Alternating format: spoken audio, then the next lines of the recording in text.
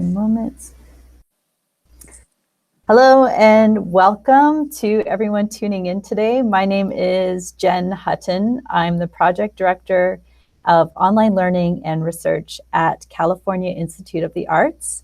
I'm so pleased to be doing this live info session today with a couple of the instructors from Project Lab, which is a new series of online courses that we're offering through CalArts Extended Studies. I'm going to introduce them in a moment. But yes, again, we're happy to be doing this live info session. It's a great way for us to reach out to our audience around the world and locally and find out a little bit. You can find out a little bit more about what we're doing here at CalArts. During the live broadcast, if you have a question for myself or any of the instructors, please feel free to put it in the chat window. We will answer your questions accordingly. And we welcome your questions anytime. We have a few submitted in advance, so we will get to those eventually. But first, we want to get to special guests. I want to introduce Benjamin Woodlock. Let me just read his bio first. Benjamin is the principal of Abstract Office, a Los Angeles-based type foundry and design studio. His work focuses on typography across a wide range of media, including type design, branding, motion graphics, and editorial design. He received a BA from Yale University and an MFA in design from CalArts. Hey, Ben. Hi everybody. And we also have Yasmin Khan Gibson is here too. Yasmin is a graphic designer and design educator based in Los Angeles, California. She has lectured at conferences large and small and is a visiting faculty member at Otis College of Art and Design and California Institute of the Arts. Her work has appeared in numerous publications and has been recognized by ACD, Art Directors Club, and Output. She is currently a partner in Workshop Project, a pedagogical design practice. The practice investigates new platforms and formal outcomes for design education through producing workshops and critical writing in the form of syllabi and curricula for graphic design educators, students, and administrators. All of the practice's working and completed projects, syllabi, abstracts, and proposals are available for public viewing and download. Yasmin is also a former partner in Counterspace, which still lives on and specializes in design for cultural institutions. Hello, Yasmin. Hi, everybody. Hi, Jen. Hi. And I should apologize. Unfortunately, we just got a note from Armando, who's the third instructor in this first season of Project Lab. He unfortunately is recovering from the flu, so he can't join us today. So he's perhaps watching from home. I'm sure I would love to be at home today, but I'm not. I'm here at work. But we wish him well and hope he has a speedy recovery. So before we get started, because I really want the focus of our conversation to be with Yasmin and Ben to talk a little bit more about the courses and what they plan to teach in their respective courses. But I wanted to give a bit of background to Project Lab because this is a brand new offering that we're offering through CalArts Extended Studies, and it's specifically for our worldwide audience of online learners, people who have already taken courses with us, either through Coursera or Cadenza, or maybe one of our portfolio development workshops. We wanted to offer something brand new to people who wanted something a little bit more advanced, or maybe an intermediate level course, something beyond the beginner level courses that we offer on some of our partner platforms. And something that would allow them to practice their skills and also walk away from the course with something really substantial or a specific project that demonstrates the skills that you've learned inside of the course environment. We're also, from some market research that we did, we heard from you specifically about what was really important to you and something that's low cost, something that has some flexibility, so you can take this from anywhere in the world and do a lot of it on your own time was really valuable to you. And something where you could also earn a certificate, so you could show something to your employers or prospective clients. These are all things that we built into the course or into the Project Lab offering as something we wanted to give to you specifically. And the last thing, of course, is expert feedback or working directly with an instructor, which is really unusual for online courses. It's something we haven't been able to do in our offerings on Coursera and Cadenza yet, because those are very self-directed and as you know, for the students watching right now who have taken something on Coursera or Cadenza, you are on your own and watching those videos on your own time and getting your work reviewed by peers.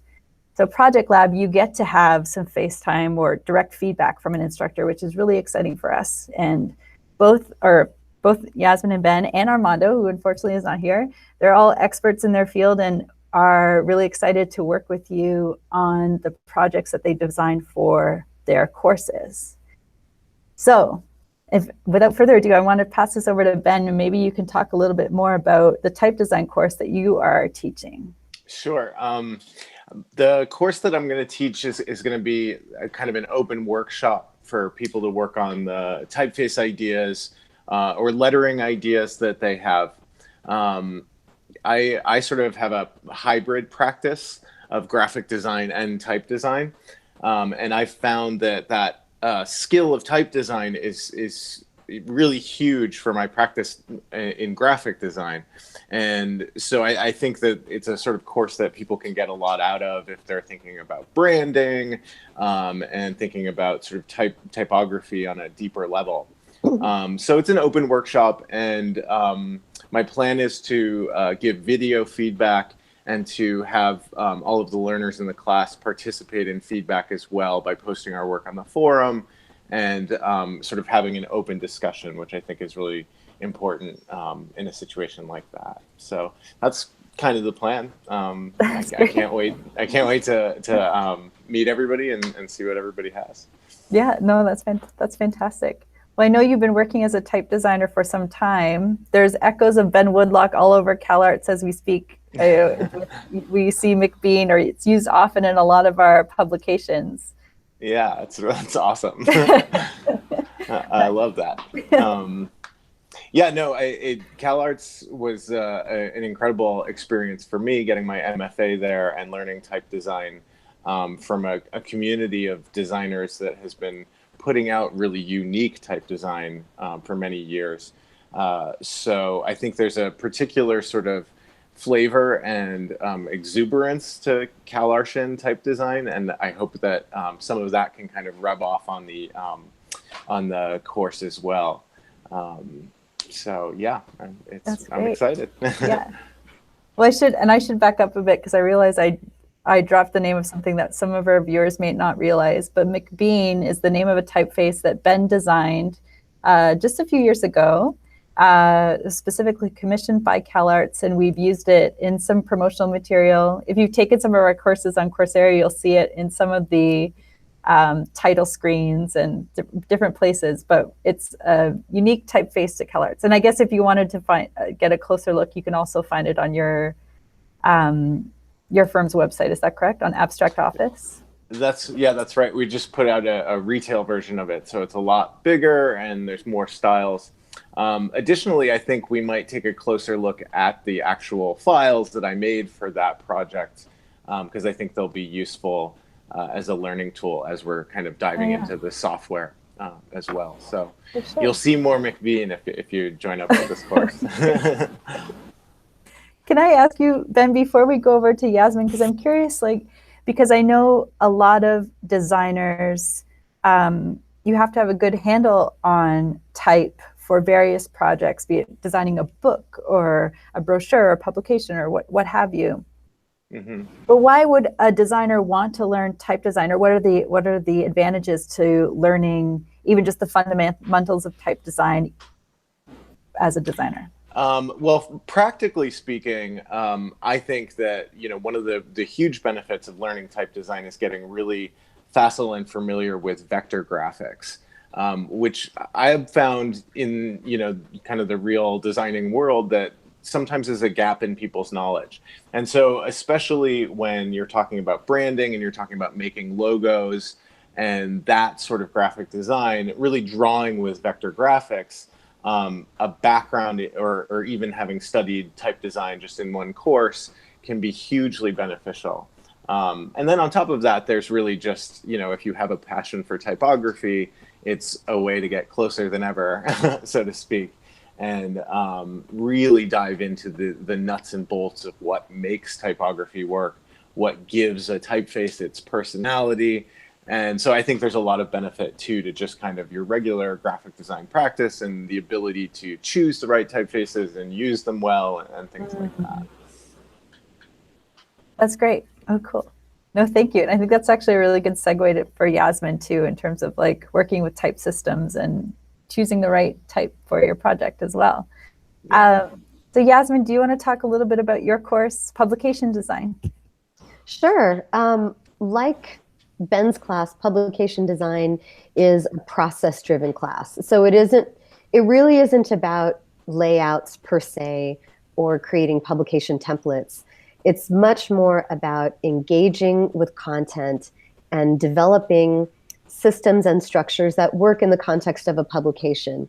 Because unlike a poster or a website where you might have an idea that needs to hit the viewer immediately and clearly, in a publication, your reader is going to spend a lot of time with your content and with the systems that you set up. So you really need something that can hold complexity, that can keep the viewer engaged, and that can continue to surprise the viewer. So what we're going to be doing by making many, many iterations, by building our visual literacy from looking at lots of examples, and by one-on-one and group critique, is we're going to work on building systems that generate complexity and variety while maintaining consistency and functionality. It sounds like those are opposite things.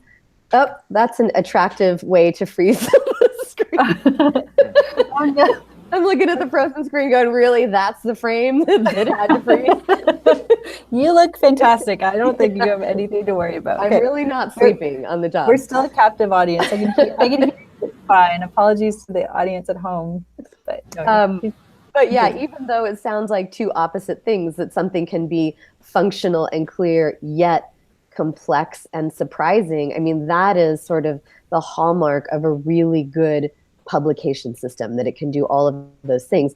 And we're going to be focused on a typographic book, which sounds quite limited, but in fact, once you really dig into all the elements that are on just a spread in a really great complex system, to say nothing of all the elements that are in a whole publication, it's a lot to manage before you even touch imagery. So that could be publication design 2.0 down the road, but for now, we're really focusing on typography. Cool. Well, I know it was something maybe just from looking at some of the materials you've already developed for your course. It seems that, and this is also echoing some of the things that Michael Worthington and Anthony Crowley have taught in regards to typography in their Coursera courses, but that in many ways, working with type is somewhat, I wouldn't say, and this is, again, this is the non-graphic designer speaking. I'm only the project manager and instructional designer. Working with typography seems to be restrained somewhat or limited by the grid. But it sounds like what you're trying to do is really encourage people to work with that and then move beyond it. Or can you maybe explain that a little bit better than I can? Sure. I think there is a really there is a popular perception or a widespread perception that the grid is this kind of, that it's this stern taskmaster. You can't do this, you can only do that, you have to follow the rules and everything has to look the same. That's more the role of a template. A really good grid in combination with a system. And so when I say the difference between a system and a grid, very quickly would be a grid is sort of like your architecture, and the system is a set of rules or parameters that determines the behavior of all the things that live inside the architecture, what they kind of can and can't do. And a reader can learn, a reader is coming to a publication already familiar with certain conventions, like we kind of know a title when we see it. And it's so familiar that the designer might have some latitude to undermine or surprise us with the way a title is treated because it's so familiar. And that's where your system really comes into play. Where do you embrace convention and really lean on it?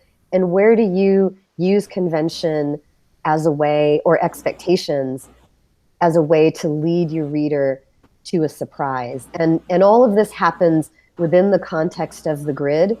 It's sort of like that's the thing that gives you freedom to innovate and try new things in very specific and purposeful ways. Mm. No, that's fantastic. And I think, yeah, it's sort of like, well, this might be a really bad analogy, but kind of like designating like this, the playpen or the area where you can play, and then establishing some rules that you can then later break. Absolutely. Cool. That's great. Yasmin, I have a question for you about process, because I know this is something you've talked about as well, especially in your course. It's a process intensive course. And I think this might be something, Ben, I'd like to give you a chance to respond as well. But Yasmin, if you wanted to talk a little bit about the importance of process in in your course specifically, and why would a graphic designer need to document their process in the making of a specific project? Sure. Well, I mean, I do think it's true about most areas of graphic design, and in part of the culture of CalArts is that the work is made from a process-driven perspective as opposed to outcome-driven, right? The opposite of something process-driven would be, oh, in my mind, I can kind of picture what this is going to look like. So all I have to do is get what I'm making to match my mental image. And that's a great way to always make the same thing over and over again, or always make what you're familiar with. One of the benefits of focusing on process is that it can push you beyond what you already know how to make and resolve, because as you go through the process, you learn how to see things differently. And this is kind of based on the assumption that what we like is more often than not simply what is familiar to us, which is very different than what is good or what is interesting or what is appropriate and relevant to your content.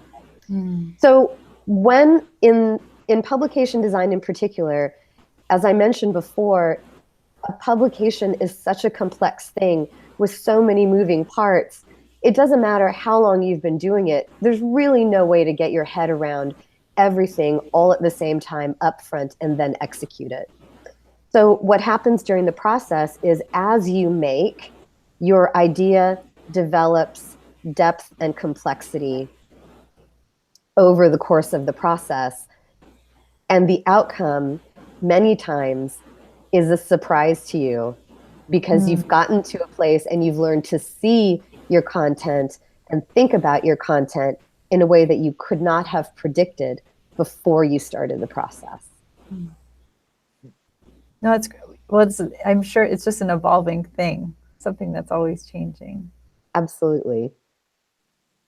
Ben, that somehow reminds me of the project that you're working on, because I think, designing your own typeface is a lot of work, but it's also an opportunity for practice. I tried your Bezier curve exercise the other day. Yeah. And I had a hard time. But it was a good challenge. It was a really good challenge. It is a challenge at first, for something that resembles connect the dots. It's kind of amazing how hard it is to figure out those curves at first.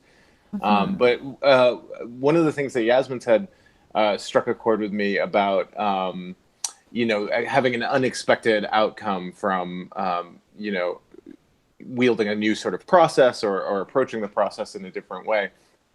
And I think that's one of the things that I kind of love about type design is the sort of guaranteed unexpected outcome of seeing somebody else use the typeface.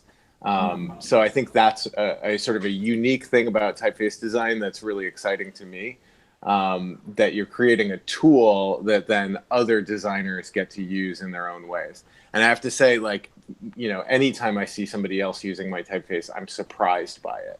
I'm surprised by the things that they find in it and the things that I didn't know were there. So that just kind of struck a chord with me that Yasmin was sort of talking about that as well. The process for type design is a whole lot different. It's sort of solitary and very obsessive, and it takes a long time. So that's why I want to have an emphasis in my class on kind of soliciting feedback from all of your peers as well as from me, so that we can get sort of a multiplicity of voices. because we do have to kind of fast forward the process to some degree. You know, it takes a while to make a retail typeface or even a custom typeface. So we're going to have to kind of speed it up in this class. And I think that's going to be really nice, because I think that's going to be freeing for people, that we can't obsess too much over too many tiny details, because there's a lot of details to take care of in a quick amount of time. I hope that is a challenge for you and for the students who are taking your classes. It's all the Project Lab courses are just under 6 weeks in length, so they're designed to be taken in a short amount of time, but it's still a worthwhile time and an intensive time to work directly with one of you on a project. Yeah, I mean, can I just say, I find it like kind of luxurious to have the time to work on something like a typeface, and I'm always sort of trying to carve out that time in my own practice. So it's really nice to have this opportunity to kind of share that with other people as well. Mm-hmm. Well, that's good. I'm glad to have you on board. I know I regret that Armando can't be here, and I think, you know, in this discussion about process and developing a project over time, I think that is also a key component of his course as well. And before we wrap up, I wanted to just speak briefly about his course. And it is called Typography in Context. And it is a course of working with type, but more expressive type for a very specific purpose. So through the course, you're going to be taking existing texts, and I believe he's using speeches. So he's curated a short selection of speeches by some very notable people. And he has a specific process that he uses in his practice for really digging into the text and finding the core message, and then also working through various sketching techniques and prototyping techniques for coming up with an appropriate design that then is going to be designed for two specific formats, a small flyer and a large scale poster. And I know he's really excited about the course as well, and is looking forward to working with some of you who will be signing up for it. I'm looking, because the only specific question I had from a student was whether or not we were going to be offering a grade for these courses. And I can say affirmatively, yes, you will receive a grade for the course. And the grade does follow our CalArts grading scheme. So it's a pass-fail system here. And for the grade that you receive, depending on what grade you would receive, you receive a certificate. So it might be a certificate of achievement or a certificate of completion.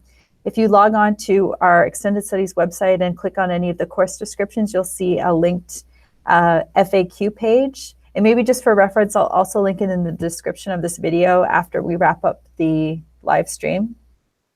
But it has a little bit more information about what the certificate is and what information is included on it, so you'll know what type of credential it is that you'll have that when you finish the course. And I think that is the only question. And then maybe before we wrap up, unless I wanted to ask both Yasmin and Ben, if there was one specific lesson that you felt that was like a key component of your course, or one specific thing that you would like your students to learn, or something you've learned that you feel has been really valuable, either in publication or type design, that you'd like to share with the audience today. This was totally a pop quiz. They were not prepared for this question. Yeah. I'll say that I'm always amazed at how much facility people have for designing lettering, just innately, that because it's so much a part of our language, and we see it everywhere, and we, you know, kind of grow up like drawing bubble letters in our notebooks when we're kids and stuff like that. I'm always surprised like at how many ideas anybody kind of brings to the board in terms of typeface design, and how sort of democratic it can be in that sense. So the barrier to entry, of course, is kind of learning some of the software and learning some of the conventions of typeface design and refining it. But what I think I've kind of learned about typeface design, or about lettering in general, is that everybody has something really amazing to kind of bring to the board. So I think, you know, if designers kind of looked at their notebooks and thought about the things that they were sketching, they would realize that they maybe have the start of something that could become a full typeface. That's a great answer. That's a great lesson. Thank you. Thank you. And I apologize for putting you on the spot. No worries. Thank Yasmin, Yasmin, do you have a lesson that you wanted to share? Yeah, I mean, I think it's not a specific lesson so much as it is, I think, like a big learning takeaway, and that is the importance of visual literacy. Not, well, in all of graphic design, but really in publication design. I think when we think about visual literacy, our tendency is to approach it as kind of casual browsers. Do I like this? Do I not like it? Is it cool? Is it not cool? Whereas if you really want to become visually literate, you need to get into the habit of asking the why questions. Why is the grid set up this way? Why did the number of columns suddenly change? Why is the stock different? Why, you know, what are the decisions? Get your head into that space of not passively just letting stuff wash over you, but when you see something that captures your interest, get into it and try to figure out, what am I looking at? Why is it this way? I don't know. And that it's kind of a game changer if you're really interested in looking at publications, because it's easy to miss those details. And once you see them, you can't unsee them. And it really changes the way you engage with the world around you. That's a great answer. Thank you so much to you both for taking the time today to speak with me and with our audience around the world. I know we had a few people tune in, so thank you for tuning in as well. If you have any burning questions for either the instructors, for myself, please send us an email at extendedstudies@calarts.edu. I'll make sure that information is also in the video description. Or please check out our website at extendedstudies.calarts.edu for more information on Project Lab or our other online offerings. And thanks again. I think we'll sign off now. Enjoy the rest of your day. Bye. Bye.